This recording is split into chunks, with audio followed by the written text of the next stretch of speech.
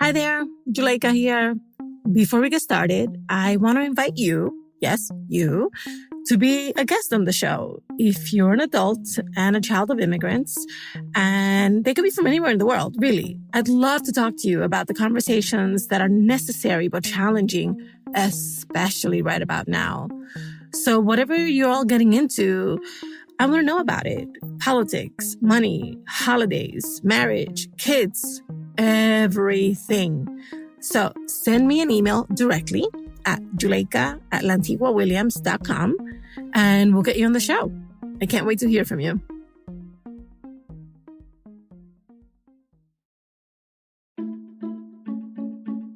Hi, everybody.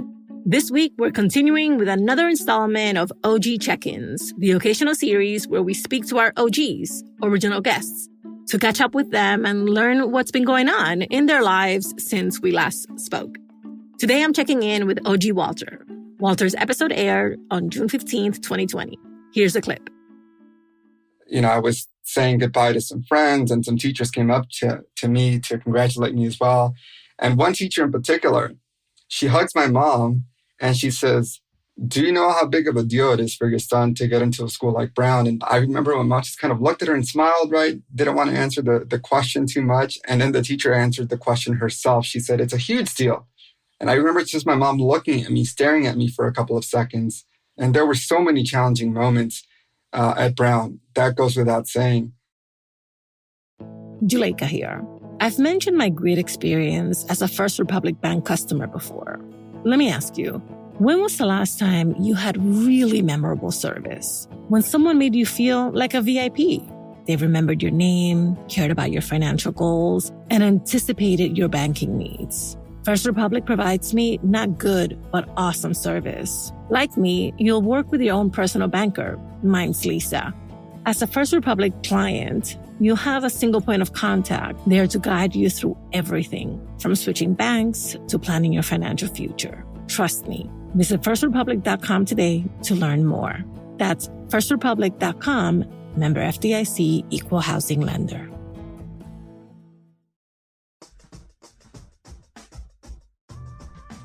What's up, everybody?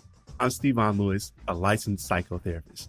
In my private practice, I specialize in working with individuals who have reached levels of excellence that sometimes come with great personal and professional challenges.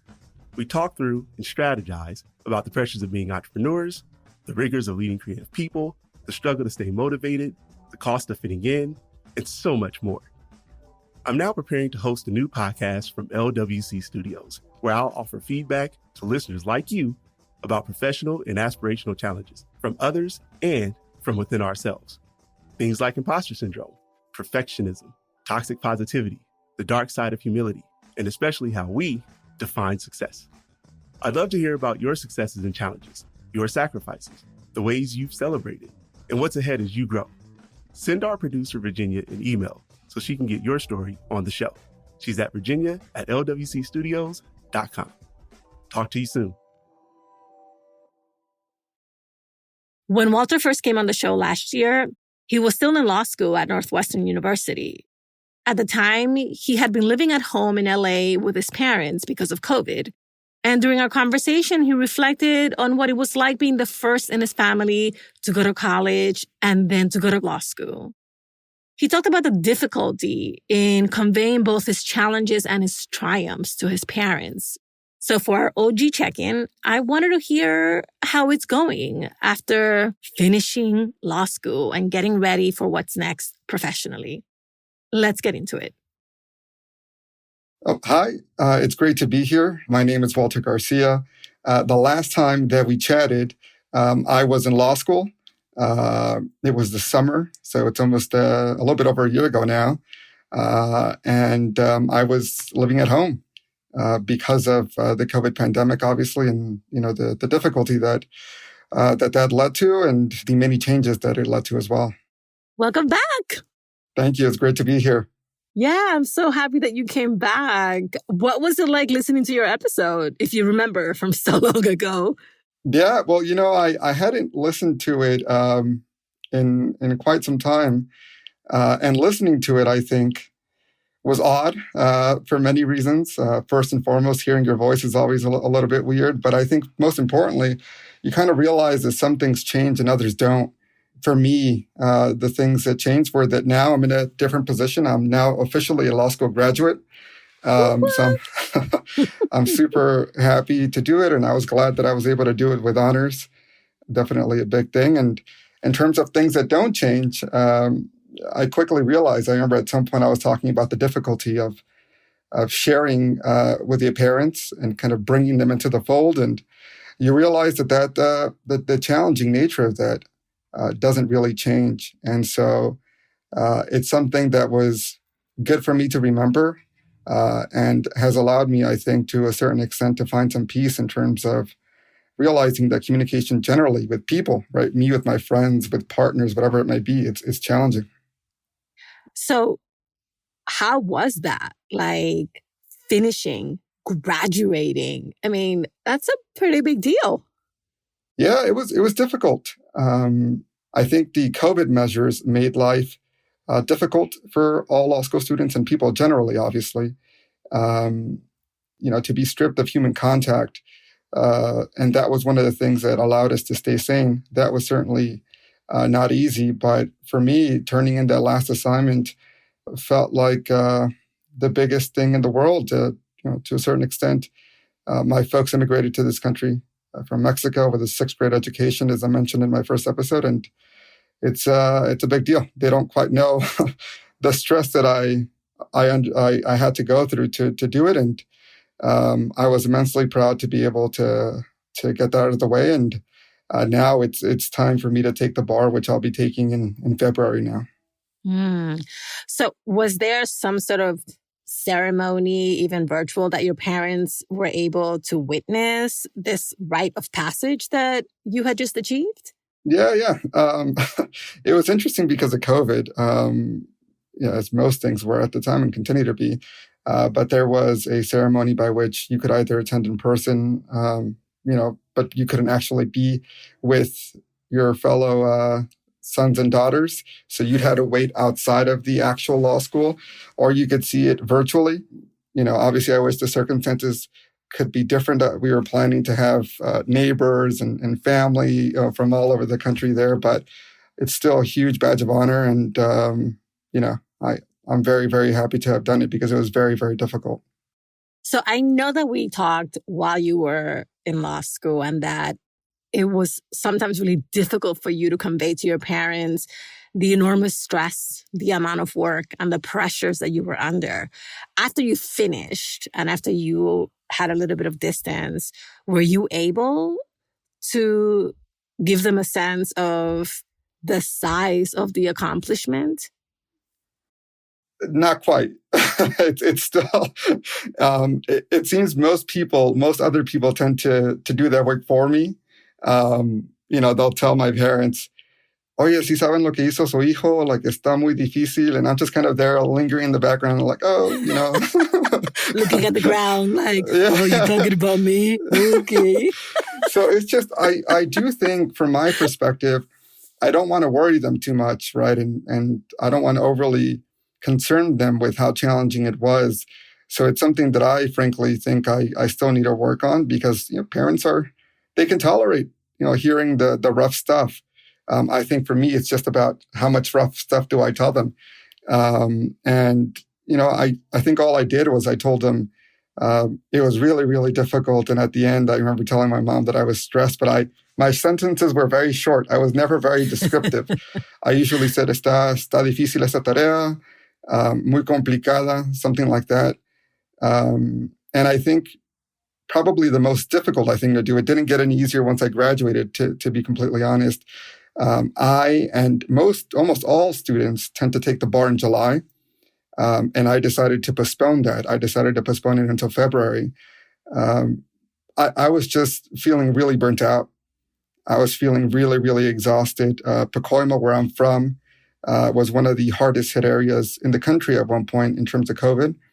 And there was a big responsibility I felt on my shoulders to take care of my own immediate family, neighbors. Probably a small part could have done it, like if I really, really pushed myself, but it's I had never in my life, frankly, taken some time to really look after myself, take care of myself. And it was a very, very, very challenging decision to take because I frankly felt like I was letting myself down, like I was letting my family down, my future employer down.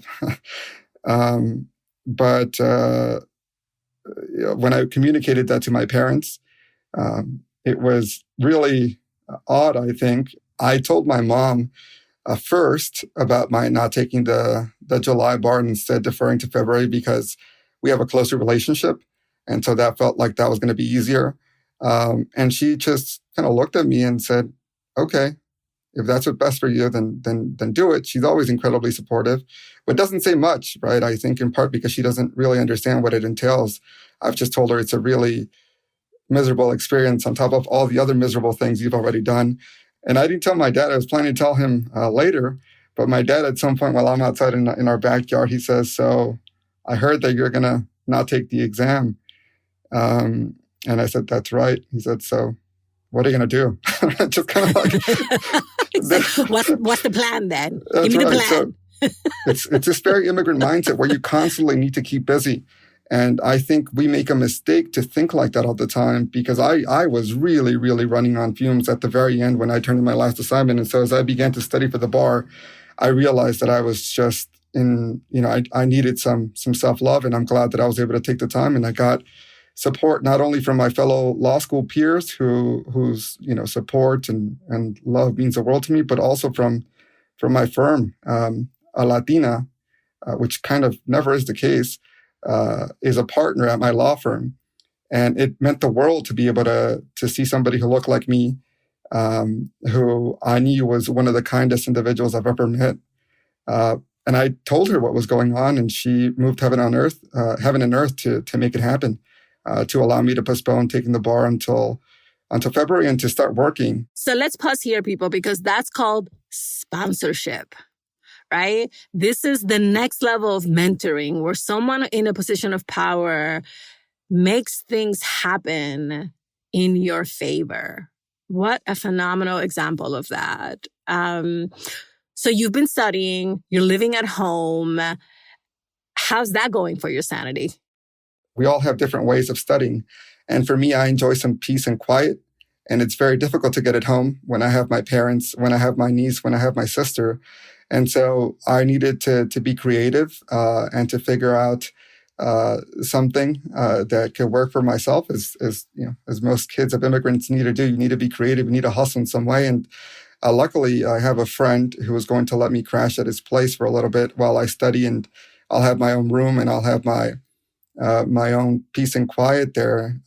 So it's difficult to also have that conversation with my parents about like, hey, I love you guys, but I need to bounce for a little bit. But at the end of the day, I've been working so hard towards my goal of becoming an attorney, and this is perhaps the most important thing for me to do. Like I said, it's all about figuring out what works for you. And for me, I think one of the things I needed to work on was boundary setting, and I've tried to do it in numerous ways, right? Exercising, therapy, making sure that I spend time not only with family, but with friends who matter to me, reading books that I like, watching movies that I like. So I try to engage in that self-love as best I can. That's wonderful. So have you experienced a shift now that you are not in school and really headed into your permanent professional future? Have you experienced a shift in the expectations, the perceptions coming from your parents and your family? I have been away from home since college, right? Since I went in 2010, and I didn't really come back until last year. So it's almost a decade, right? If not a little bit more. So it's interesting now that I'm back home. What's become increasingly clear, and perhaps goes as no surprise as a kid of lower income immigrants, is there is that financial expectation that you kind of feel coming on into the horizon. I'll be working as an attorney, so I'll be making for the first time in my life pretty good money. And I've been at home now for several months since graduating in May, and you realize how many things need to change, how many things need upgrading, but because of our financial situation. They've not really been taken care of. So ever since I've been at home, I've been trying to find creative ways to help, whether reaching out to friends, hey, do you know who does this, who does that? Or trying to bargain with people, kind of tell them, hey, I got this price from this plumber, and what price can you give me? I learned that in my negotiation class at law school. So look at you putting your education to good use. trying to. But yeah, I think the financial expectation is definitely something that I'm aware of. My folks are getting older. My dad's a construction worker. He can't work construction his entire life. It's very hard work.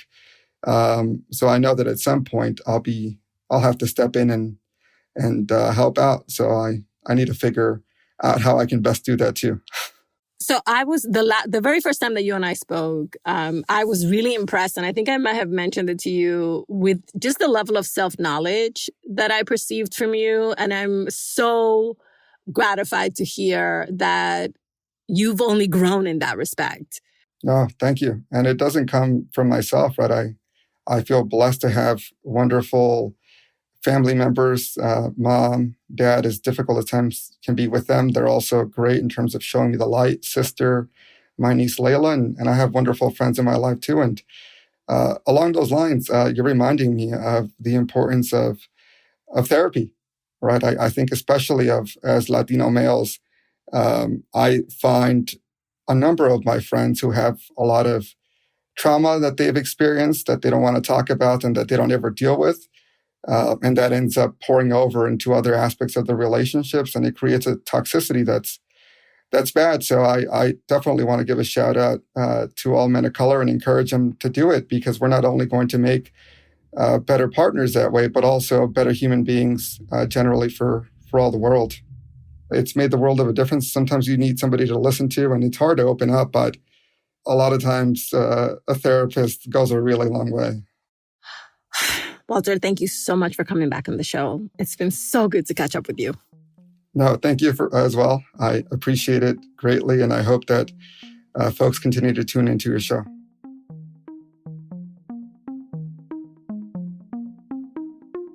Walter's original episode is called He's the First to Go to College. You can find it in our feed and on our website. We've also linked to it in the episode notes.